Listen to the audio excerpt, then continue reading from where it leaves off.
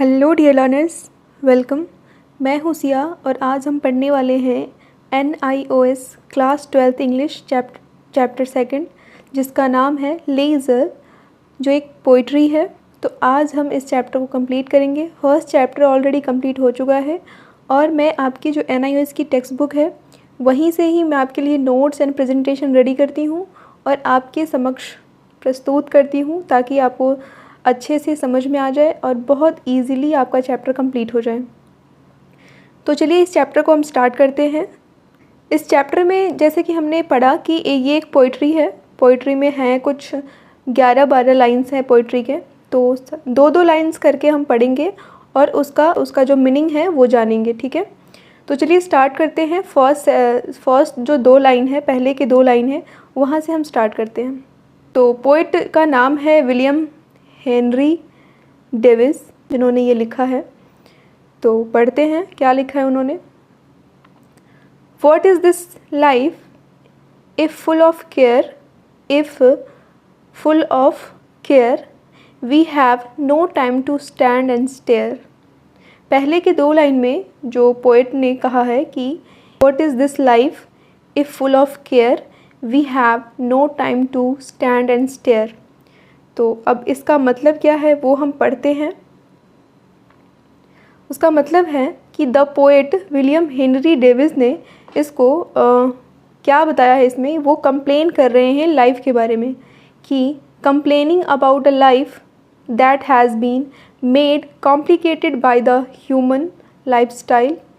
The poet is not happy with the modern lifestyle that is full of stress and he thinks that Today man is too busy to enjoy the boundaries, जैसे कि gifts है जो घर के अंदर है, जो ऐसे भौतिक चीज़ें हैं उसमें बहुत ज़्यादा खुश रहते हैं, of the earth that are beautiful and soothing।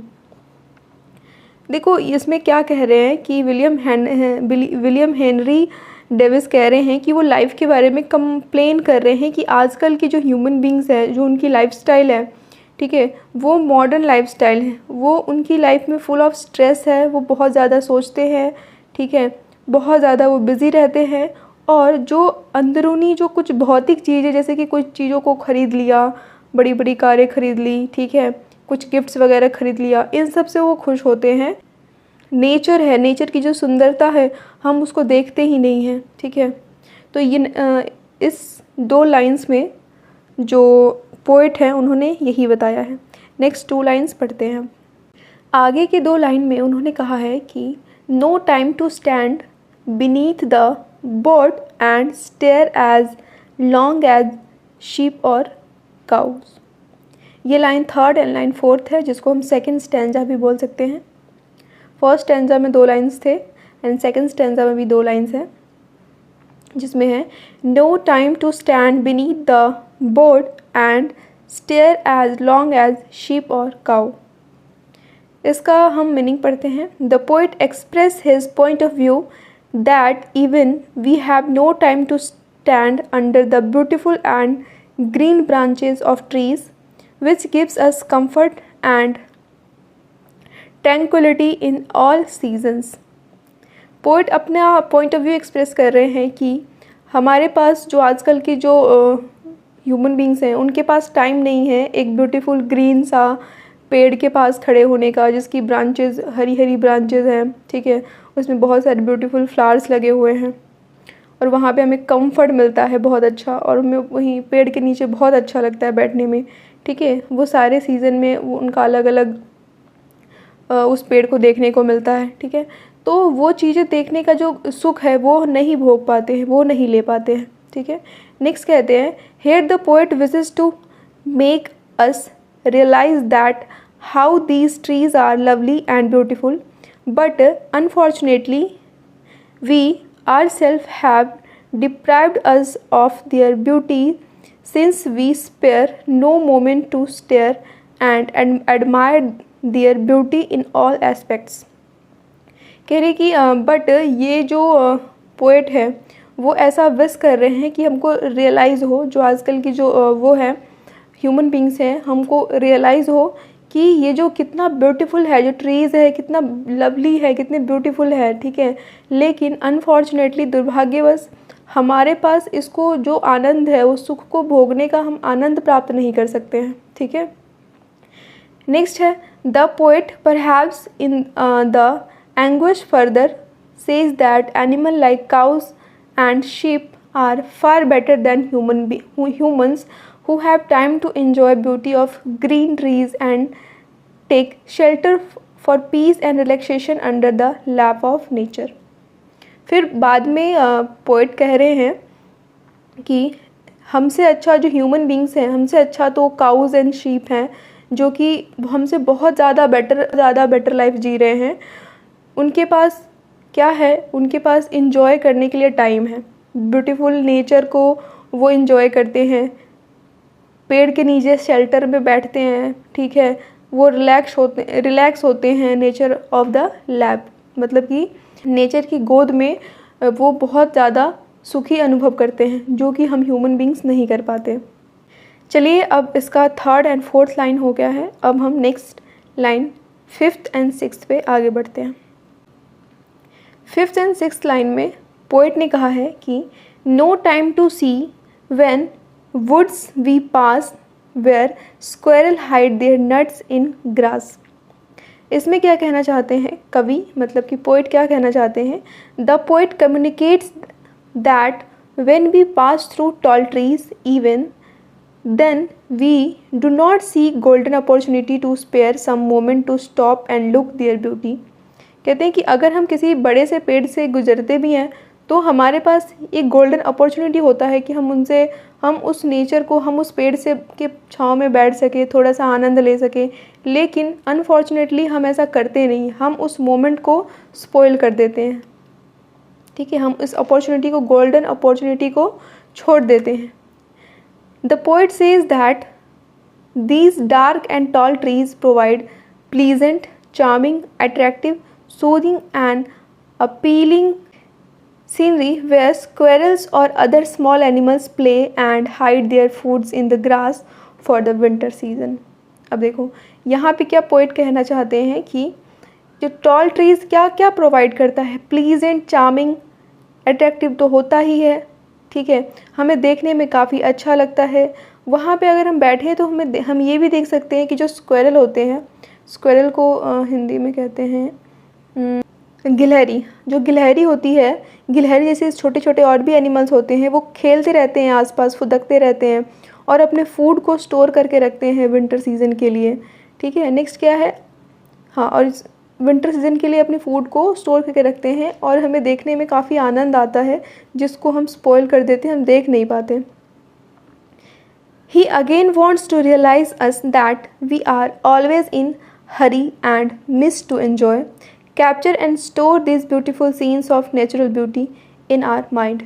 वो फिर से ये रियलाइज़ कराना चाहते हैं ह्यूमन बींग्स को कि ह्यूमन बींग्स जो है ना, हमेशा बहुत ज़्यादा जल्दबाजी में रहते हैं, जिसकी वजह से वो एक इन्जॉयमेंट को, एक ब्यूटीफुल सीन्स को, जो कि अपने माइंड में वो हमेशा के लिए, ब्यूटीफुल नेचर को अपने माइंड में हमेशा के लिए रख सकते हैं, उसको मिस कर देते हैं, ठीक है, इन्जॉयमेंट को मिस कर देते हैं, ठीक है। अब फिफ्थ एंड सिक्स्थ लाइन्स भी हो गए, अब हम सेवन्थ और एट्थ लाइन पे हम आगे बढ़ते हैं। सेवन्थ और एट्थ लाइन में पोएट ने कहा है, no time to turn a beauty's glance and watch her feet how they can dance. इसमें कहते हैं पोएट कि the poet wonderfully personifies nature beauty as a beautiful young girl। अब यहाँ पे एक beauty's glance and watch her feet, her feet का मतलब है यहाँ पे किसी लड़की के बारे में बात हो रही है, and how they can dance, इसका मतलब है कि इसको पढ़ने से हमें ये लग रहा है कि किसी ब्यूटीफुल लड़की की बात हो रही है जो डांस कर रही है, लेकिन यहाँ पे ब्यूटीफुल लड़की पोएट ने एक नेचर को बताया है, ब्यूटीफुल लड़की, ठीक है, पर्सोनिफाई किया है नेचर को ब्यूटीफुल गर्ल से, ठीक है। Dancing with a smiling face where he compares beauty as a beautiful dancing girl which should catch our attention but our busy routine made us blind. हम सबके ध्यान को अपनी तरफ खींचता है, लेकिन हम अपने रूटीन में इतने बिजी होते हैं कि हम एक ब्लाइंड की तरह होते हैं और हम उसको देख नहीं पाते हैं। ठीक है, we can not see her dance through she is dancing in front of our eyes. हमारे आँखों के सामने जो नेचर है उसका ब्यूटीफुल नज़ारा हमारे आँखों के सामने होता है, फिर भी हम उसे नहीं देख सकते हैं। ठीक है, हमारे आंखों के सामने वो ब्यूटीफुल नज़ारा होता है, फिर भी हम अपनी लाइफ में इतने बिजी होते हैं कि हम ब्लाइंड हो जाते हैं और उसको देख नहीं पाते। तो 7th एंड 8th लाइन में ये था। अब हम पढ़ते हैं 9th एंड 10th लाइन। इसमें पोइट ने बताया है कि no time to wait till her mouth can enrich that smile her eyes begin. William Davies जो है वो फिर से कहते हैं कि extends his point of view, वो अपने पॉइंट ऑफ व्यू को बता रहे हैं यहाँ पे कि beauty is scattered all around us but we are unable to see it as we are very much busy in our day to day work. The poet personifies nature as a beautiful girl. He says that we can not see her smiling face. जैसे कि यहाँ पे ये उन्होंने बताया है कि smile हर eyes begin. फिर से यहाँ पे इसको पढ़ने से ये लग रहा है किसी लड़की की बात हो रही है, लेकिन फिर से उन्होंने नेचर को एक ब्यूटीफुल गर्ल बताया है। ठीक है, और उनके नेचर के स्माइलिंग फेस को बताया है जो कि हम देख नहीं पाते हैं अपने बिजी लाइफ के कारण। Because we have no time to stand and stare at nature that can refresh and heal us, जो कि हमको रिफ्रेश कर सकता है, हील कर सकता है, हमारे माइंड को एक अच्छा तरोताज़ा कर सकता है। तो लेकिन हम इसके बावजूद भी हम अपना टाइम नेचर के साथ नहीं बिताते हैं। ठीक है, अब हमारा 9th एंड 10th हो गया। Last 11th and 12th line है, उसको भी कंप्लीट कर लेते हैं। इसमें पोइट ने बोला है कि a poor life this if full of care we have no time to stand and stare. यहाँ पे पोइट ने बताने की कोशिश की है कि the poet take pity on human beings that man has a life full of care and worrisome. He says that if we have no time to enjoy nature, we are living a poor, miserable and tedious life. कहते हैं कि अगर हमारे पास इन जो भी हमने पीछे पढ़े हैं 10 लाइन्स पढ़े हैं पीछे, उन सब में बताया है कि नेचर कितना ज़्यादा प्यारा है, कितना ब्यूटीफुल है, लेकिन अगर हम उन सबको नहीं देख पाते हैं, अगर हम नेचर के साथ टाइम स्पेंड नहीं कर पाते हैं, तो हम बिल्कुल ही क्या है, हम एक पुअर की तरह पुअर की लाइफ जी रहे हैं। ठीक है, तो ये हमारा था पूरा टोटल 12 लाइन्स थे, जिसको हम 6 स्टैंजा में डिवाइड कर सकते हैं 2-2 लाइन करके। उन सबको हमने कवर कर लिया है। अब हम पूरे चैप्टर में जो भी हमने पढ़ा है, जो भी हमने समझा है, उसका हम समरी देख लेते हैं। ठीक है, इससे आपको और क्लियर हो जाएगा और आप एग्ज़ाम में लिख पाएंगे। ठीक है, आई होप आपको यहाँ तक समझ में आया होगा। और कहीं पे भी कोई भी डाउट हो तो प्लीज़ प्लीज़ प्लीज़ आप मैसेज करके हमें बता सकते, आप हमें कमेंट करके बता सकते हैं। हम वहाँ पे अच्छे से समझाने की कोशिश करेंगे। ठीक है, तो चलिए स्टार्ट करते हैं summary. The Point Leisure is a beautiful composition by Welsh poet William Davies on modern man. Modern man के ऊपर ही है, जो कि आजकल के जो भी भाग दौड़ की लाइफ हो गई है उसी के बारे में था पूरा। अभी हमने पढ़ा है, जितने भी पोइट्री में जितने भी लाइन्स थे उन सब में इसी के बारे में था। तो उन्होंने मॉडर्न मैन के ऊपर ये पोइट्री लिखी है। Davis highlights how modernity has alienated us from simplicity and brought the drastic changes in our life. कहते हैं कि ये जो मॉडर्निटी है ना, ये हमारी लाइफ में बहुत ज़्यादा चेंजेस लाती है और सिंप्लिसिटी को बिल्कुल, सिंप्लिसिटी से बहुत चेंज हो गया है आज की life. He says that the advancement and progress have changed the thinking, behaviour and outlook of modern man. कहते हैं कि जो एडवांस हो रही है, आजकल का ज़माना इतना एडवांस हो रहा है, प्रोग्रेस भी कर रहा है, लेकिन ये थिंकिंग को, बिहेवियर को एंड आउटलुक को चेंज कर रहा है मॉडर्न मैन को। ठीक है, वो सिंपल जो एक नेचर से प्यार करने वाला होता है, टाइम स्पेंड करने वाला होता है, वो अब लोगों के पास टाइम ही नहीं है। The modernity has created several detrimental effort of human life. It has taken the simplicity away from modern people. Modern people को जो सिंप्लिसिटी से काफ़ी दूर है, वो बस अपनी लाइफ में इतने बिजी हैं, कुछ जो चीज़ें मॉडर्न हैं और जो प्रोग्रेसिव है, ठीक है, हर टाइम पे उनको कुछ ना कुछ करने के लिए है ही. मतलब कोई भी टाइम में वो खाली नहीं है.